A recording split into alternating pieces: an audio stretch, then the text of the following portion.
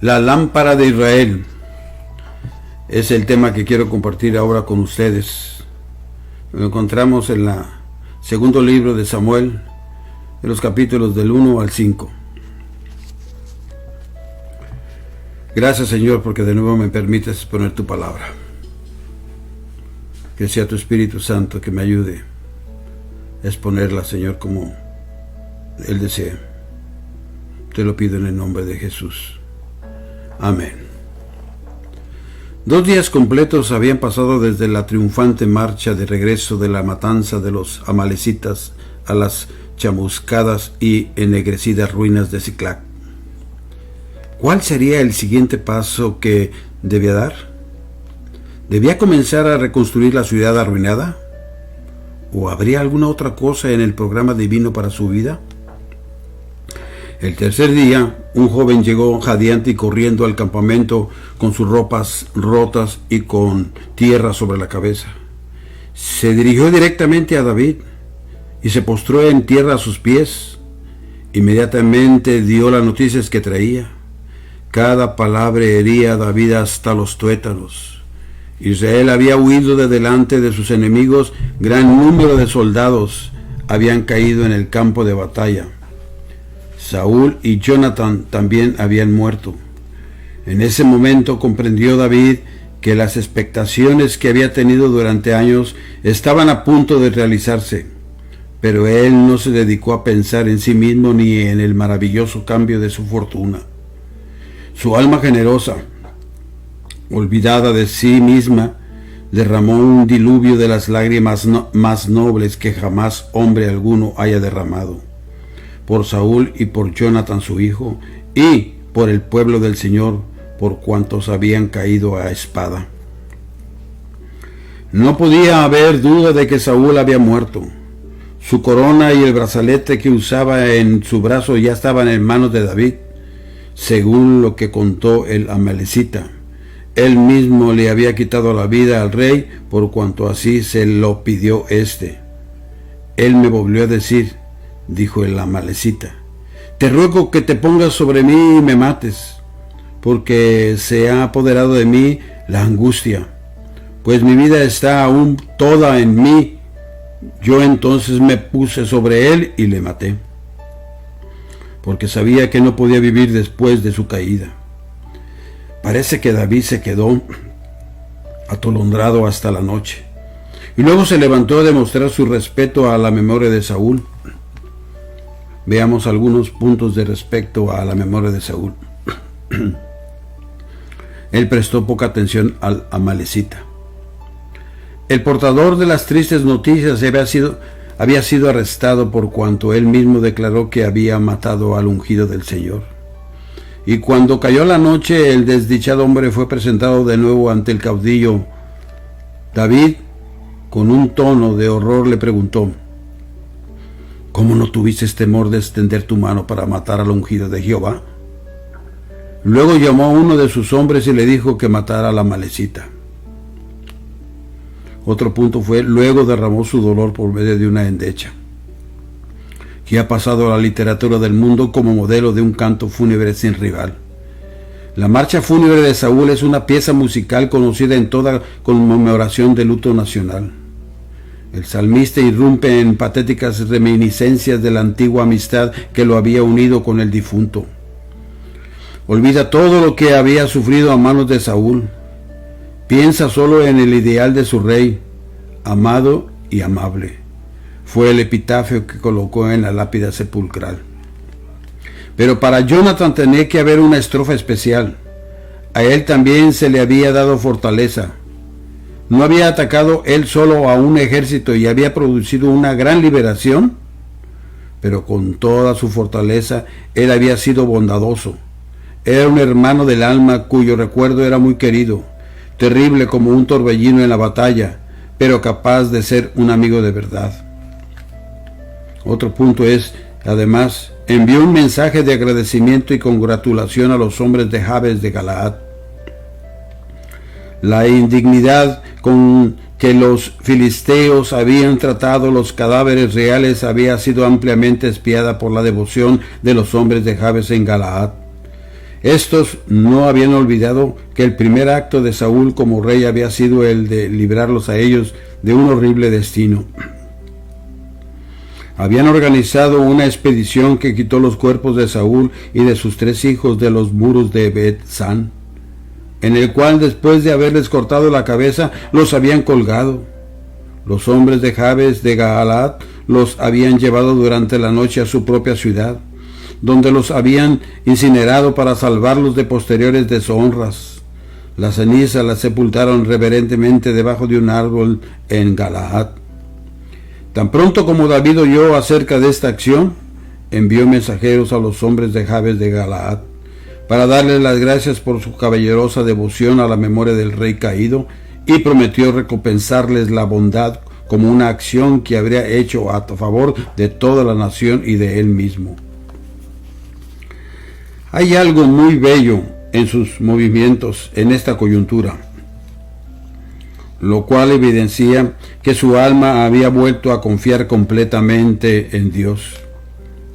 Esta actitud fue muy notable en el momento en que hubieran podido darse muchas razones para la acción inmediata. El reino había sido destruido por los filisteos. En verdad, probablemente durante los 5 años siguientes no hubo gobierno establecido entre las tribus del norte. Tuvo que haber sido difícil para el corazón patriota de David refrenarse de reunir las fuerzas dispersas de Israel y lanzarse contra el enemigo. También sabía que él era el rey designado por Dios, y hubiera sido natural que hubiera ascendido al trono y asumido el cetro por derecho propio. Posiblemente nadie le hubiera diputado un plan decisivo de esta clase. Así hubiera sobrepujado a Abner en maniobras, y éste hubiera retirado su plan de proclamar a Is-Boset como rey en Mahanaim. Ese hubiera sido un juicio meramente humano, pero David estaba mejor aconsejado. Él consultó con el Señor: ¿subiré a alguna de las ciudades de Judá?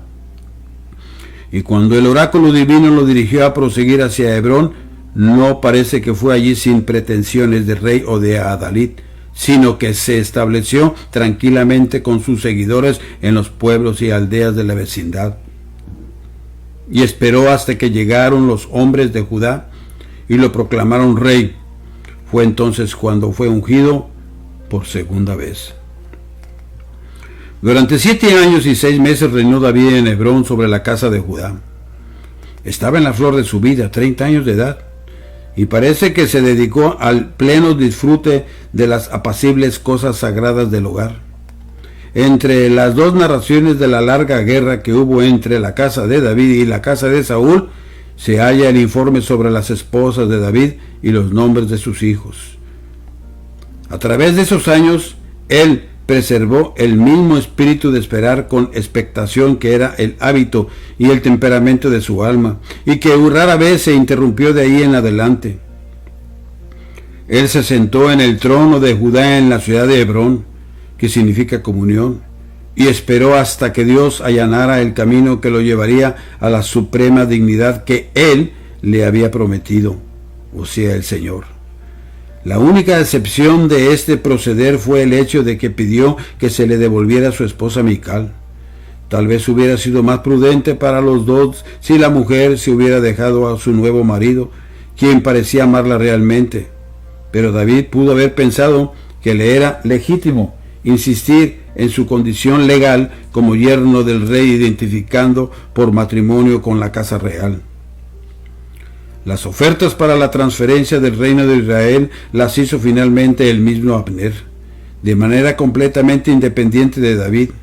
Fue Abner quien se comunicó con los ancianos de Israel y habló a los oídos de Benjamín, y finalmente fue a hablar personalmente con David en Hebrón para decirle todo lo que parecía bien a Israel y a toda la casa de Benjamín.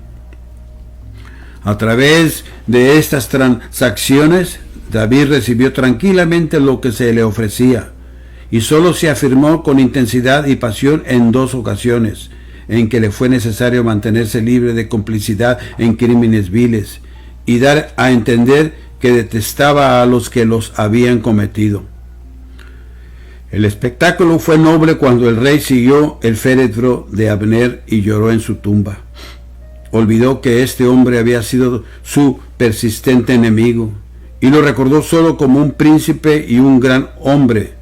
Luego se produjo el drástico asesinato del rey títere, Isboset. Su reinado había sido débil desde principio a fin. Su sede estaba ubicada en Mahanaim, en el lado oriental del Jordán, y nunca había ejercido sino una soberanía nominal. Todo su poder lo debía a Abner, y cuando éste fue asesinado, todo el castillo de naipes de Isboset se vino abajo, y el infortunado monarca cayó bajo las dagas de los traidores. David juró solemnemente que demandaría de los criminales la sangre de la víctima. Luego vinieron todas las tribus de Israel a aquel largo pueblo de piedra situado en la ladera occidental de una montaña formada por terrazas estériles, y le ofrecieron la corona de todo el reino. Ellos consideraron el parentesco de ellos con él, le dijeron que eran carne y hueso de él, le recordaron los servicios que él había prestado cuando aún en los días de Saúl era él quien sacaba a los ejércitos de Israel a la guerra y los traía de vuelta, puesto que actuaba como rey suyo. Así fue solemnemente ungido por tercera vez como rey sobre todo el pueblo.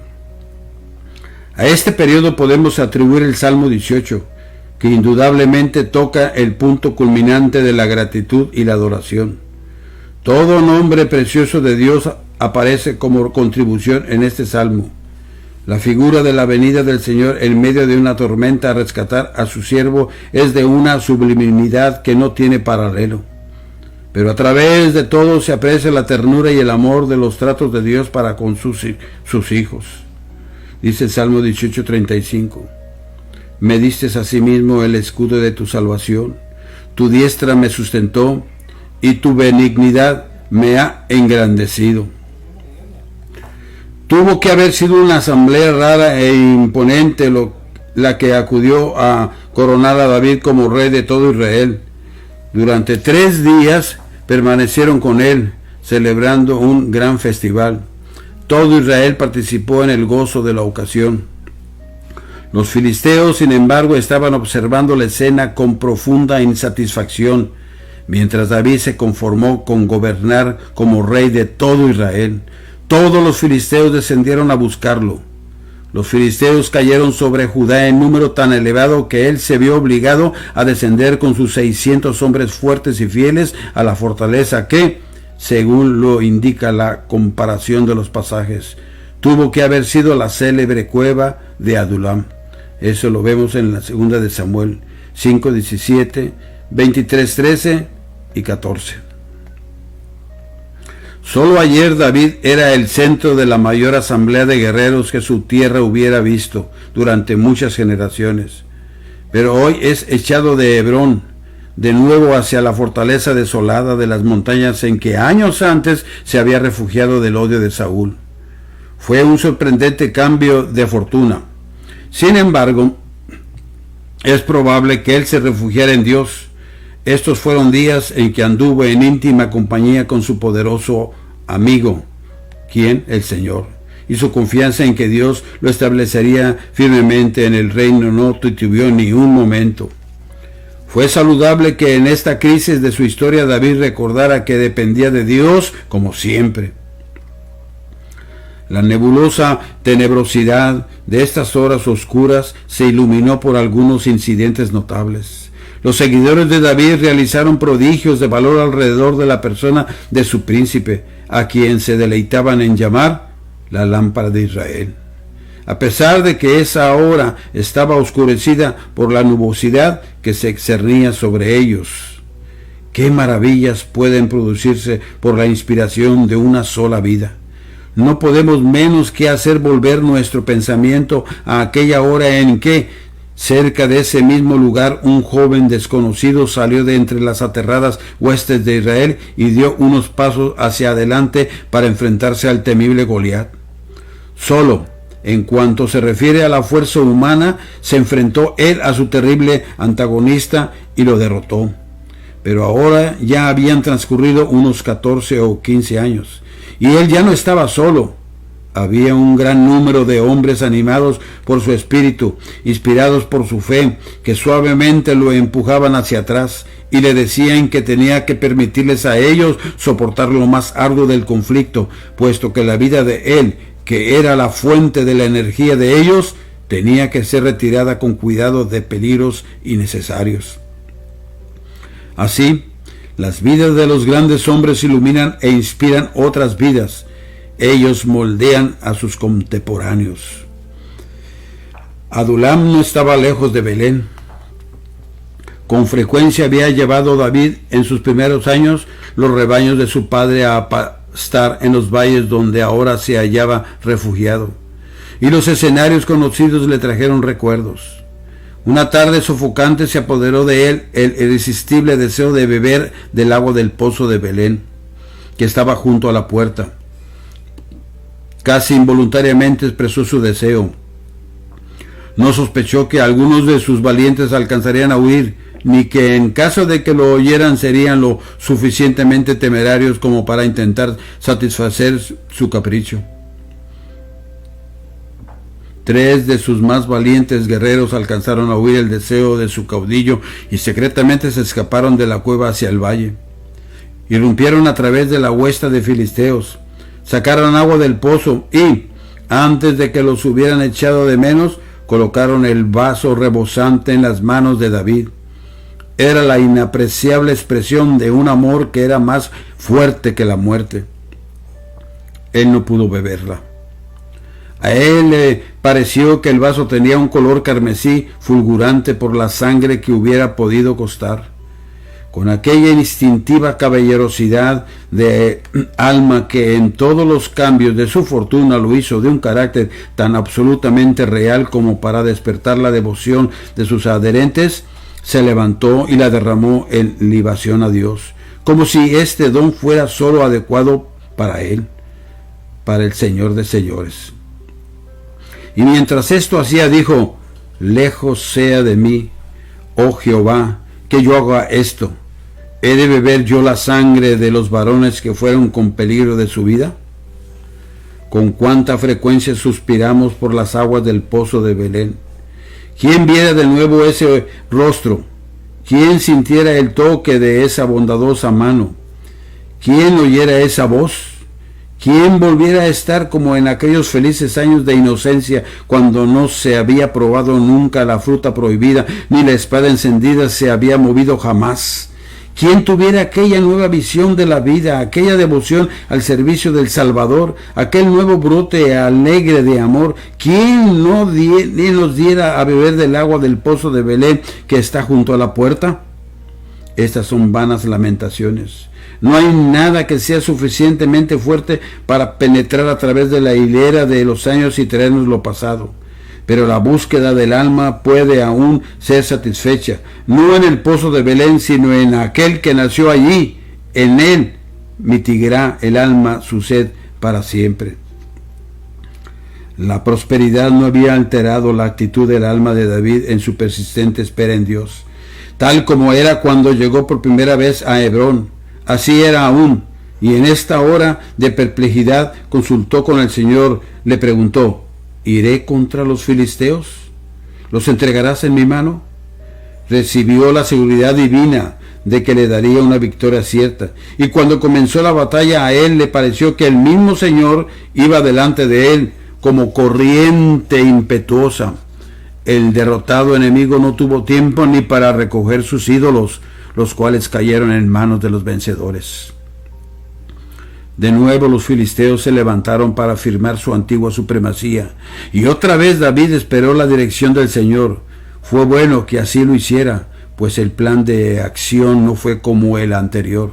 En la primera batalla los filisteos fueron atacados por asalto. En la segunda se les tendió una emboscada. Este movimiento en las copas de las balsameras, que indicaba que la emboscada tenía que comenzar su avance hacia el enemigo, sugiere las pisadas de escuadrones angélicos invisibles que pasaban hacia la batalla. Jehová saldrá delante de ti a herir el campamento de los filisteos. Fue entonces cuando David cayó sobre las filas de ellos y los persiguió desde Geba hasta el corazón de la llanura marítima. Bendito sea el nombre del Señor. Siempre lo importante, consultar al Señor. Por eso nos dejó el Espíritu Santo, el otro Consolador. Podemos ahorita, en este momento, en el día siguiente, si el Señor nos presta vida, en la semana siguiente, en el mes, en el año, siempre consultar al Señor lo que está dentro de nuestro corazón, si verdaderamente es en la voluntad del Señor o es en la nuestra. Hagamos lo que el Señor Jesús lo hizo. No, yo no hago nada si no es en la voluntad del Señor, porque ese es mi pan, ese es mi alimento espiritual, hacer la voluntad del Señor, y ese es el alimento que también nosotros tenemos que hacerlo. Gracias por cada uno de ustedes, por escuchar el consejo de la palabra del Señor, por medio de este vaso, por medio de este instrumento, de este canal. Espero que haya sido de bendición. Y se despide de usted su hermano y amigo, el pastor Carlos Parga. Que Dios los colme de bendiciones.